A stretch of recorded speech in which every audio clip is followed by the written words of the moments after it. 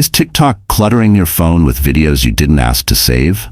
Every time you post or record, TikTok quietly drops another file into your gallery, whether you want it or not.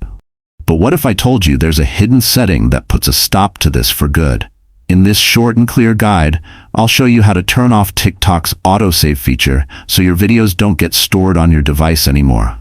It's quick, easy, and once you change this one setting, you're back in control. Let's begin. Step 1. Open the TikTok app. Go ahead and launch TikTok. Then tap the profile icon at the bottom right corner of the screen. Step 2. Access your settings. From your profile page, tap the 3-line menu icon at the top right. Now select Settings and Privacy. Step 3. Tap on Privacy.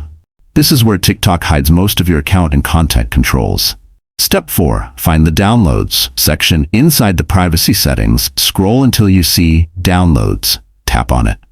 Now here's the important part. Under Video Downloads, you'll see a toggle that says Allow your videos to be downloaded.